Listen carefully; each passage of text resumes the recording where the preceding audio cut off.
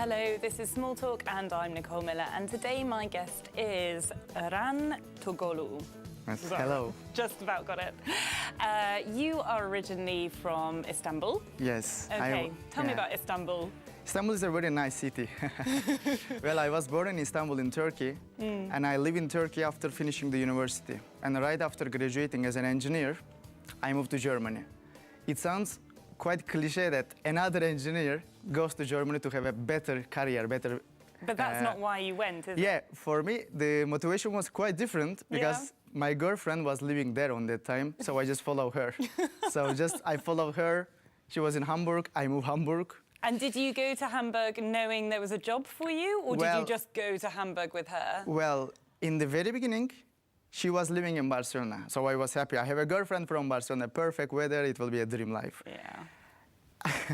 And when it was getting over my university and I was planning to move to her, she said, well, I'm moving to Hamburg for a job opportunity. Did your heart sink? And then I checked the weather forecast in Hamburg. I said, well, it's not the best place. So after this, I start checking for the job opportunities in Hamburg. So I find an internship in the beginning.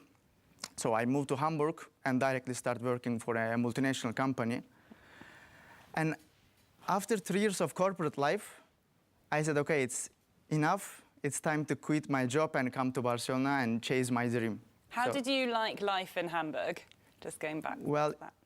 Hamburg is an amazing city, actually. Yeah. It is so green. In every corner you can find parks. Really? And not many people know Hamburg has so much canals. It's much more than Venice or Amsterdam. It's much more. More than Amsterdam? Yes. I've just been to Amsterdam. There were canals everywhere, obviously.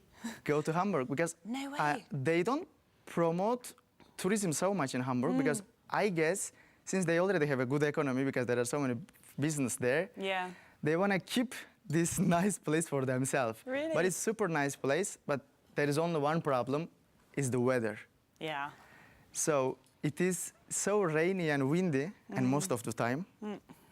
So when first I moved there, people was getting crazy. When there is a sunny day, they check it there, they check the forecast like 1 week in advance. They are checking every single day the opportunity of having sun. Really? So yeah, they were getting crazy. Plan stuff exactly. outside. They were getting crazy that, oh, next Wednesday it will be sunny, so let's do something after work. I was saying, relax, like it's September, so obviously there should be sunny days. But after 3 years, I understand it that they are right. Yeah. They have a kind of like a summer, let's say 2-3 weeks. No. You have to get best out of it. Otherwise, it's back to rainy, windy, and gray days. So 3 years was enough? So 3 years was enough, and coming to Barcelona was something like, okay, I'm going to vacation for the like whole time. Now it's like full-time vacation in terms of weather. Yeah. Well, we'll talk about why you came to Barcelona. You've only been in Barcelona a year, is that right? Yes. Now it has been 1 year I am here. 1 year. And how do you like it? Well, I really like it. I feel comfortable here. The culture is quite similar to Turkey, actually. We are both Mediterranean. What are the different similarities? Well, let's say the daily life, this noisy, a bit rushed daily life is similar. And also the reaction of the people, it's much more friendly, much more like, they like touching when they are talking and they're a bit loud. So this kind of things is quite similar. Yeah. Yeah, so, but the first time I came to Catalonia was before meeting my wife, actually. Yeah, so, tell me about your first time here. Yeah, so during the university, I enrolled to several social organizations and NGOs. So in the university time, thanks to them, I attended several international projects, mainly in Europe. And one of these projects was in Catalonia, in Arbusias. So I was there for 3 weeks for an volunteering archaeological project. So it was an amazing experience. We stay inside the Castel de Montserio. Did you? Wow. Yes. Okay. And we did some basic archaeological stuff. We were digging the ground layer by layer and cleaning up and registering the findings. Yeah. How long were you here for? On that time? Yeah, that trip. It was 3 weeks of project. Yes. And you enjoyed Catalonia then? Yes, it was the first time and I really enjoy it, the food, the weather and everything. It was a really nice atmosphere. And your wife, she is Catalan, isn't she? Yes, my wife is Catalan. So that's why you're living in Barcelona again. Now, well, yes, exactly. Not the only reason. You came here chasing a dream. Yes. What was your dream? Well, after meeting my wife, I started discovering Catalonia and Catalan products more and more. And I was amazed. I told her, you have great products here, such as wine, cheese, fouet, and especially olive oil, which is my main project at the moment. And that's, I can explain it afterwards. So there are amazing products, and I consider them hidden treasures because they are not well known in abroad. Okay. I couldn't find them in Germany or in other countries that I visited. I couldn't find them easily. Okay. So this could be because of language barrier or branding, lack of branding or another thing, I don't know. But there was a problem. So I opened my company here with the aim of helping artisanal producers to fulfill their potential in the global market. So your company is called Selective Export? Yes. Selective Export is a trading company. We focus on the Mediterranean gourmet food. And where do you export to? Is it Europe only, or do you go worldwide? Well, we are aiming worldwide. You're aiming worldwide. Japan, States. Wow. Yeah, these are the main networks now at the moment I have. Oh, wow. Yes. Okay. And do you export to Europe as well? Well, technically within Europe, it's not called export because it's like one market. Drive so across the border. within Europe, at the moment, I am not doing a big business within Europe because within Europe is already easy, so people can already handle themselves. Okay.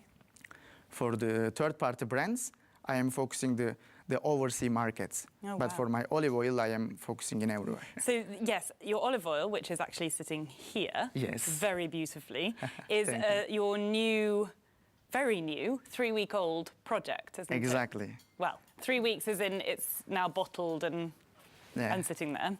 So let's talk about the olive oil then. What is it called? The name of the olive oil is Edo. Edo. Can you explain the name? Yeah, so Edo comes from Esenciador, which means the gold essence in Catalan. Okay. So when we were looking for a name, we wanted to have something related to the region and explain our concept well. And I fell in love with the name Esenciador because it matches our concept perfectly because we extract the purest essence of the olive and turn it into liquid gold. So Esenciador. We'll talk about the process in a second. Yes. I want to know, so that's the name. How did it come about, though? Yeah, Why did you have this idea? Well, Esenciador is a great name, but it's a bit tough in the global market. It's a bit long. Not everybody can pronounce or write it correctly. So we wanted to shorten it a bit. Then we kept the letters EDO from Esenciador and make it Edo. So the name is Edo, but it's coming from Esenciador. It's very smart, yeah. Tell me how it came about, because it's to do with your wedding, isn't it? Yeah, exactly. As you said, in order to explain how all this olive oil adventure started, I should go back to wedding. The day not just only changed my life personally, also professionally. So we married 3 times. The same woman? Same woman, same man, but 3 times. Not that I've One was not enough, yeah. So on that time, we were living in Germany, and it was easy for us to make the official civil marriage there in the Spanish consulate of Hamburg. Okay. We married there. Yeah, wow. Yeah. And it was a very small organization, just a few friends and family, just to have this official work. But afterwards, we wanted to have 2 big celebrations, one in Catalonia and one in Istanbul. Okay. So the one in Catalonia, we decided to make it in the olive grove of my wife's family. Where is that exactly? It's in Alcover. It's exactly in Tarragona region, in the little town called Alcover. Okay. It's a place that we really feel attached because during the year we go there for doing paellas, calzotadas, barbecue events. So it's a perfect place for us. We feel very good. We feel home there. Yeah. So we literally married, I can say, under the olive trees. Beautiful. Yeah. And at the wedding, we gave our guests as a gift a nice bottle of olive oil from the field. From the actual olive grove? From our field. So they do produce olive oil there? Yes. Okay. But we put in a little bottle. Yeah. We just gave as a gift. And time passed, and our friends kept on telling us how amazing the olive oil was. And even, I remember very well, one of my German colleagues told me, hey, it tastes so delicious, I keep the last drops for a special occasion. No, Yeah, really? I don't use it for every day, I keep the last drops for a special occasion. I was really surprised on that moment. I thought, wow, something quite common for us in Mediterranean zone was valued as gold for others. Yeah. So on that time I said, okay, I should do my own olive oil. The person who said he was keeping the last drops for... Yes. Where was he from? He's from Hamburg, Germany. He's one of my old Hamburg. colleagues from my previous Yeah. company. Okay, just Yeah. interesting. Wow, so that was your idea. That was the idea it started. And was the idea to produce the olive oil off of that farm?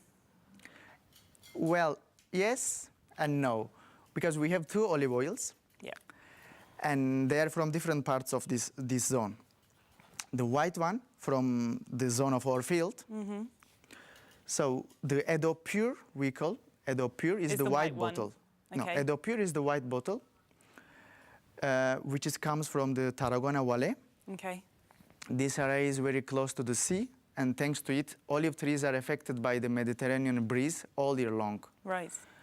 So we have a smooth Mediterranean weather on that zone, and thanks to this, Edo Pure has a fruity aromatic taste, fresh aromatic taste. What would you use the white bottle for? Edo Pure is to be paired perfectly with salad, soup, pasta, and vegetables. Okay. Yes. Yeah. And Edo Organic, it's coming from the Natural Park Serra del Monsan. This is a zone between Siurana and Priorat region. Oh, okay. Yeah. This zone is very well known for its wine. wine as well, yes, especially. For wine, they have the denomination of Priorat. For olive oil, they have the Siurana denomination. So this area is well known for its rocky landscape and slate-based soil. Okay. And does that help? Yes, it exactly gives the character to the olive oil. Because at the end, olive is a fruit and it's affected by the nature all around. So in that zone, since it's quite higher than the sea level, we have a rough, let's say, continental weather. And thanks to it, Edo Organic is an intense olive oil with more body. And what would you use that olive oil for? Edo Organic matches perfectly hearty meals, such as red meat, stews, and seafood. These, do you know what, we'll come back to how much it costs in a second. Let's just talk about why it's different from other brands of olive oil, and then we'll go on to price. So tell me. Well, the answer is quite simple. Yeah. Because we offer the best olive oil of the entire harvest. How we do it, let me explain. So, normally most of the producers, they pick olives for 3 or 4 months, from October till January. Okay. And they try to produce as much olive oil as possible. But surely, if you, this is me being very naive because I don't know. Yeah, sure. If you have an olive tree and you're picking it, you start picking it in October, it doesn't produce more olives to December, does it? No, no. So how are they benefiting Because picking from October in to the December? big field, you can start harvesting from one part, and day by day you can continue, and in this long period, But isn't you it can better produce to more. just let everything ripen and then pick it all in one go? Or does it not work like that? Well, it can work like this. The important part is you have to determine when is the best time. Okay, so you might get it wrong. Yes. So big companies are, from the whole environment, from all the farmers, they collect as much as possible, and they try to produce as much as possible. Okay. But as you just said, the quality of olives are changing over time. Yeah, they're not ripe if you're picking them early. Yes, exactly. So now since you mentioned this picking early, it's another trend now. It's really getting popular that some producers commercialize their olive oil under this early harvest concept. Oh, okay. But harvesting a fruit before it reaches the maximum quality is not good. Yeah. Especially for olive oil, at the very beginning, olives are not fully formed, and its flesh is mainly water. So when you pick it very early, you have to do several filtering processes in order to get rid of water, and on that time you are also losing the tasting notes. Yeah. And at the end you are just having a bitter olive taste. Okay, got it. Let's think about a strawberry, because olive is a fruit like any other. So let's think about a strawberry. Do you like to buy an early harvest strawberry well, I would never buy. I would rather wait some more time to have the fully red, juicy, perfect strawberry. So it tastes like a strawberry. Exactly. Yeah. And don't you like to have this perfect strawberry all year long? Yeah. Would be amazing, right? Yeah, not possible though. Surely. Well, for olive oil, we are doing it. Are you? So we are analyzing the entire harvest, producing from the best week when olives reach their maximum splendor. We pick olives on that moment in just 1 week period, not before, not after. And we produce from that olives. And we encapsulate it in our opaque bottle. Here you can see. And thanks to this, we can ensure the lowest acidity level and the higher organoleptic properties. Yeah, tell me about acidity oil level, because I didn't know about this. You can get certifications, can't you? Yeah. This extra virgin certification is something goes on acidity level. There are some other factors as well, but the main thing is the acidity level. If the acidity level of your olive oil is less than 0.8%, you can have this certification. Oh, wow. But from 0 till 0.8, there is a big range. So not all the extra virgin olive oils have same quality. And the extra virgin, what does that actually mean? Is that a acidity level as well? Yes, well, I mean, extra virgin is the name of the certification. Right. This clarifies the highest category for olive oils. And as I said, after if your acidity level is less than 0.8%, you have the certification. But nowadays, with new technologies and new methods, the acidity level, you can reduce it, as I said, 0.1%. So at the moment, there is no another category to clarify the difference between 0.1 and 0.8. Okay. So when you put all the brands under extra virgin, my 0.1 is standing next to another brand like 0.8 perhaps. So that's why we are trying to also educate people and show that extra virgin label is not just everything by itself. No, there's a difference between those. Exactly. Can you put, is it on the bottle anywhere or is it in? Yeah, sure, I can show it if you want. Should we have a look? Yeah. It is... So beautiful. Okay, it's all on the back. Yeah, all on the back we have the certifications. For this case, wow, this is, it has organic certification. And the Siurana, this is the PDO. PDO means protected designation of origin, which ensure that I only use olives from that specific region. So I'm not mixing anything. So this is the approved that one. So we have these two certification. And this is your first crop? Yes, this is Can the... you turn it around so you can see that that's perfect. Beautiful. this is the first crop, yes, First exactly. crop. And are you happy? Yes, I'm so happy. I am so relieved, let's say. Yeah. And I am also still a bit excited.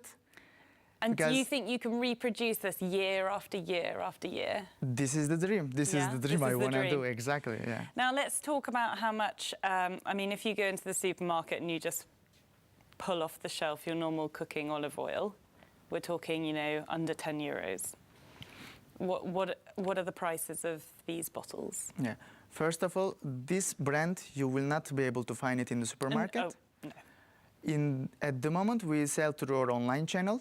Okay. It's edooliveoil.com. So you can buy this online? Yes. Okay. At the moment, you can buy it online. We deliver to whole European Union countries. And also at the same time, we are working hard to reach the United States and Japan markets. So soon they will be there as well. So in terms of pricing, our white bottle, Edo Pure, which with the special box and everything, cost 79 euro. Okay. And the black one is 95 euro. 95. Yes. And you can buy the two together in a box like this? Exactly. This is, now you start explaining about the pairing concept. This is what it's like talking about wine. Yeah, exactly. This pairing concept, many people have heard it with the wine. In a nice restaurant, they may serve you one dish with one type of wine and another dish with another wine. Right. So we widen this pairing concept with Edo olive oil. As I just said, Edo Pure is matching perfectly with salad, soup, vegetables. And Edo Organic goes amazing with hearty meals such as red meat, stews, and seafood. And when you say it goes with it, you wouldn't use it to cook your red meat. You'd pour it over the top, is that exactly. Right? I mean, it just seems too expensive to throw it in the pan. Exactly. Okay. Well, technically, all the olive oils you can use it for frying. Yeah, sure. Because olive oil is the best and healthiest oil in the but world. as you said, it's liquid gold. Yes. We don't want to put in that in the this frying case, pan. the concept we introduce, it's to be used as raw. Okay. So raw, yeah. this bottle is not something to keep in the cupboard of kitchen. Use it and hide it there. Yeah, this is the sure. destiny of many of olive oils in the market because their bottles are so ugly, so sad, so similar green. So this is to be on the dinner table. Displayed. Yes. Yeah. So you can serve it on the dish on that moment just before consuming. Amazing. Absolutely wonderful. Tell me about your future project. I know this is really new, so this seems current, but what else have you got in the pipeline? Well, it is so easy to say future projects because this project was so hard. Like when we say, really? okay, it's just 3 weeks, but there is a kind of like 9 months before all the Yeah. preparation. Since it's food, also the registration, certifications, and many things, it is a tough job. So now I can say my future project is making this olive oil famous in the whole world. In the whole world? Yes, this would be my main project for the future. But apart from, this is my brand, but apart from this olive oil, as the company Selective Export, we also collaborate with some local producers here to help them to introduce their brand in the global market. Okay. So this is Selective Export, and Edo is my olive oil under this Under that name. Yeah, under that name. Brilliant. Thank you so much for coming to talk to me. I wish you all the success, and hopefully we'll be back next year with some more fabulous olive oil. Thank you very much. Thank It you was very my much. pleasure. Thank you. Thank you for watching. That's all we've got time for. Hopefully see you next week.